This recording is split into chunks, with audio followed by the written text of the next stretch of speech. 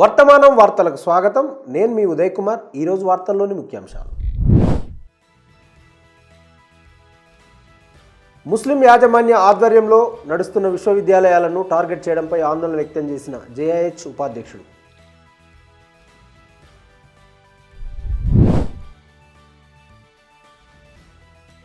హిందీ నేర్చుకోవాల్సిన అవసరం ఏమిటి?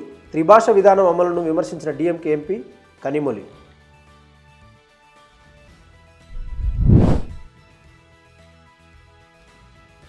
తెలంగాణలోని 3 ఎమ్మెల్సీ స్థానాలకు ప్రశాంతంగా ముగిసిన పోలింగ్.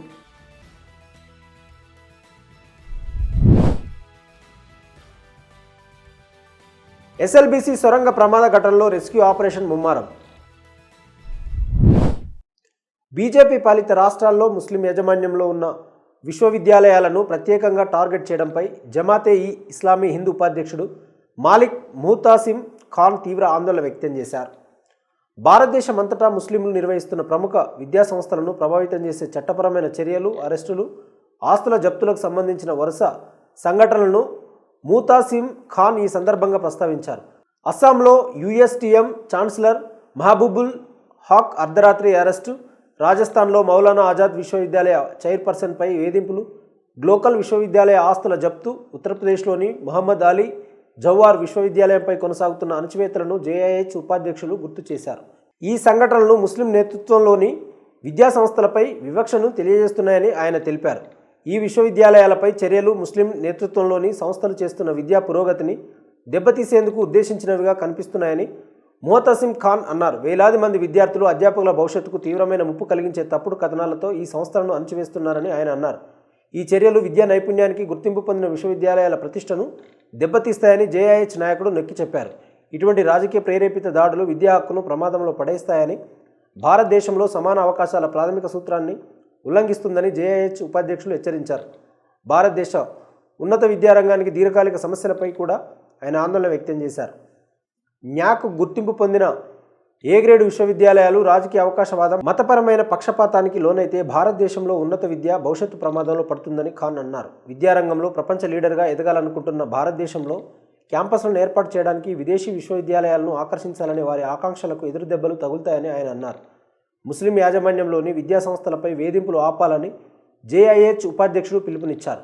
వేలాది మంది విద్యార్థుల విద్యా ప్రయోజనాలకు హాని కలిగించే మత రాజకీయాలలో పాల్గొనకూడదని రాష్ట్ర ప్రభుత్వాలను మాలిక్ అభ్యర్థించారు. తమిళనాడులో త్రిభాష విధానాన్ని అమలు చేయాలనే అంశంపై డీఎంకే సీనియర్ నేత, లోక్సభ ఎంపీ కనిమొళి తన పార్టీ వైఖరిని పునరుద్ఘాటించారు. హిందీ నేర్చుకోవాల్సిన అవసరం ఏమిటని ఆమె ప్రశ్నించారు. మీడియాతో మాట్లాడుతూ జాతీయ విద్యా విధానం అమలు చేయడానికి నిరాకరించిన కారణంగా తమిళనాడుకు ఉద్దేశించిన 5,000 కోట్ల నిధులను కేంద్ర ప్రభుత్వం నిలిపివేసిందని కనిమొళి ఆరోపించారు. ఎవరైనా హిందీ నేర్చుకోవాల్సిన అవసరం ఏమిటి? హిందీ నేర్చుకోవడం వల్ల మనకి ఏమీ లభిస్తుంది? నేనెప్పుడూ హిందీ నేర్చుకోలేదు. తమిళనాడులో పాఠశాలకు వెళ్ళిన నా కొడుకు హిందీ నేర్చుకోలేదు. తమిళనాడులోని ప్రతి విద్యార్థి హిందీ నేర్చుకోవాలని కోరుకుంటున్నాడని నేను అనుకోను అని డీఎంకే ఎంపీ అన్నారు. త్రిభాష సమస్యను డీఎంకే తీసుకురాలేదు. కేంద్ర ప్రభుత్వం ఈ వివాదాన్ని ప్రారంభించిందని ఆమె అన్నారు. ఇంగ్లీష్ ఇప్పటికే లింకు భాషగా పనిచేస్తుందని, తమిళనాడును దేశంలోని మిగిలిన ప్రాంతాలకు ప్రపంచానికి అనుసంధానిస్తుందని కనిమొళి నొక్కి చెప్పారు. నా మాతృభాష కానీ వేరే భాష నేర్చుకోవడం వల్ల నాకేం ప్రయోజనం ఉంటుందని ఆమె ప్రశ్నించారు. ముఖ్యమంత్రి ఎంకే స్టాలిన్ నేతృత్వంలోని డీఎంకే నెప్పు కింద త్రిభాష సూత్రం ద్వారా కేంద్రం తమిళనాడుపై హిందీని రుద్దుతుందని ఆరోపించింది. ఈ వాదనను కేంద్ర ప్రభుత్వం తిరస్కరించింది. ఈ అంశం ఇరుపక్షాల మధ్య ఉద్రిక్తతలను మరింత పెంచింది. 1965లో డీఎంకే నేతృత్వంలో జరిగిన హిందీ వ్యతిరేక ఆందోళనను గుర్తుకు తెస్తూ తమిళనాడు మరో భాష యుద్ధానికి సిద్ధమవుతుందని ముఖ్యమంత్రి వ్యాఖ్యానించారు. హిందీ, సంస్కృతం తద్వారా ఆర్య సంస్కృతిని రుద్దడానికి, తమిళ సంస్కృతిని నాశనం చేయడానికి అవకాశం లేదు. ఈ విషయాన్ని పసిగట్టిన ద్రావిడ దిగ్గజం మాజీ ముఖ్యమంత్రి సిఎన్ అన్నాదురై దశాబ్దాల క్రితమే రాష్ట్రంలో ద్విభాష విధానాన్ని అమలు చేశారని ఇటీవల స్టాలిన్ అన్నారు. పార్లమెంట్లో ఆమోదించిన అధికారిక భాషల చట్టం ప్రకారం తమిళనాడును త్రిభాష ఫార్ములా నుండి మినహాయించారని కనిమొళి అన్నారు. గతంలో తమిళనాడులో హిందీ రుద్దడానికి వ్యతిరేకంగా భారీ ఆందోళనలు జరిగాయని, దీనివల్ల ప్రాణనష్టం కూడా జరిగిందని కనిమొళి గుర్తు చేసుకున్నారు. ఆ పోరాటం తర్వాత తమిళనాడులో హిందీ లేదా త్రిభాష విధానాన్ని విధించబోమని హామీ ఇచ్చారని ఆమె అన్నారు. ఉత్తర తెలంగాణలో కాంగ్రెస్, బీజేపీ కార్యకర్తల మధ్య కొన్ని చిన్న చితక ఘర్షణలు మినహా రాష్ట్రంలో 3 నియోజకవర్గాలలో శాసనమండలి ఎన్నికలలో పోలింగ్ ప్రశాంతంగా ముగిసింది. మంచిర్యాల జిల్లాలో రాళ్ల దాడి సంఘటనలు నమోదయ్యాయి. దీంతో పోలీసులు జోక్యం చేసుకున్నారు. వరంగల్, ఖమ్మం, నల్గొండ ఉపాధ్యాయ నియోజకవర్గంలో అత్యధికంగా 93.55% పోలింగ్ నమోదైంది. మెదక్, నిజామాబాద్, ఆదిలాబాద్, కరీంనగర్ ఉపాధ్యాయ నియోజకవర్గంలో 83% పైగా పోలింగ్ నమోదైంది. మెదక్, నిజామాబాద్, ఆదిలాబాద్, కరీంనగర్ గ్రాడ్యుయేట్ నియోజకవర్గంలో సుమారు 63% పోలింగ్ నమోదైంది. మార్చి 3న ఓట్ల లెక్కింపు జరగనుంది. ప్రిఫరెన్షియల్ ఓటింగ్ విధానం ద్వారా నిర్వహించే ఈ ఎన్నిక నిన్న ఉదయం 8 గంటలకు ప్రారంభమై సాయంత్రం 4 గంటలకు ముగిసింది. గ్రాడ్యుయేట్స్ నియోజకవర్గ స్థానానికి మొత్తం 56 మంది అభ్యర్థులు పోటీలో ఉండగా మెదక్, నిజామాబాద్, ఆదిలాబాద్, కరీంనగర్ టీచర్స్ నియోజకవర్గానికి 15 మంది అభ్యర్థులు పోటీలో ఉన్నారు. వరంగల్, ఖమ్మం, నల్గొండ టీచర్స్ నియోజకవర్గంలో 19 మంది అభ్యర్థులు పోటీ చేస్తున్నారు. బీజేపీ 3 స్థానాల్లోనూ పోటీ చేస్తుండగా అధికారిక కాంగ్రెస్ గ్రాడ్యుయేట్స్ నియోజకవర్గానికి మాత్రమే అభ్యర్థి నిలబెట్టింది. ఎన్నికలలో పాల్గొనకూడదని బీఆర్ఎస్ నిర్ణయించుకుంది. ఇది వ్యూహాత్మకమైన చర్యగా భావిస్తున్నారు. కాంగ్రెస్కు ఓటు వేయవద్దని తన సభ్యులకు సూచించడం ద్వారా బీఆర్ఎస్ పరోక్షంగా బీజేపీకి మద్దతు ఇచ్చిందని కాంగ్రెస్ నాయకులు ఆరోపిస్తున్నారు.